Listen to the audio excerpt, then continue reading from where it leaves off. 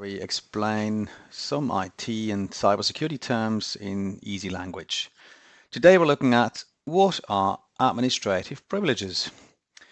In a non-religious term, I like to say, I call it basically the God user. So somebody who has administrative privileges on a computer can do pretty much whatever they want. They can install whatever they want, delete whatever they want, remove software, drivers, applications, services. They can do whatever they want. As opposed to what we call a standard, excuse my writing, there's a bit of an issue with the pen today, what we call a standard user, which basically can't do anything really besides using programs. And that'll probably be the fundamental difference. Now, why is that relevant? Because in an enterprise environment today, or in any business environment 10 or 15 years ago, you would run a server that would essentially manage those administrative rights. And all the users that would connect to that server in an environment would just be standard users and not have these super or gold rights. So they could only use the tools, but they couldn't actually install stuff on them. And what's shifted now in the last 10 years is that every business, and meanwhile businesses with up to 100 users, pretty much consume all their services via the cloud or via the internet through hosted platforms.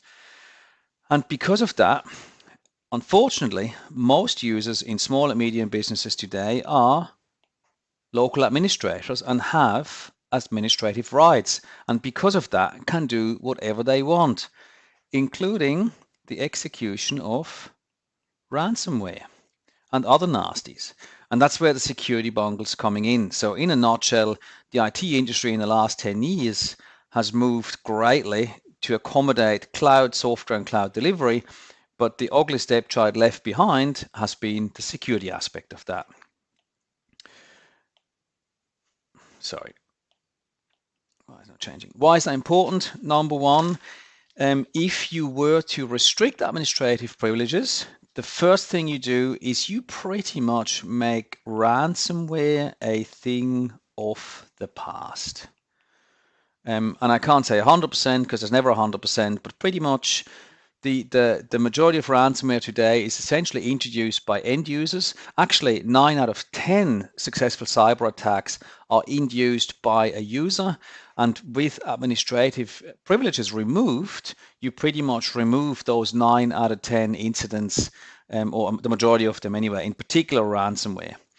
The second one is that if people can't play around with their computers, productivity seems to go through the roof pretty much. If you can't install iTunes and play around with your music and sound collections, you're basically not doing that, but instead you're working.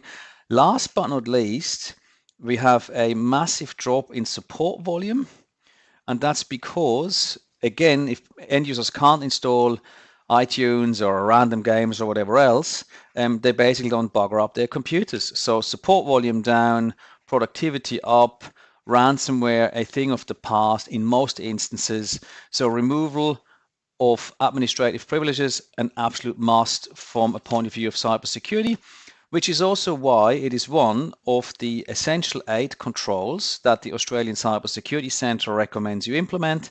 Here it is. And of course, with our products, we can now deliver that similar to what we used to do in an enterprise environment. We can deliver all those controls again.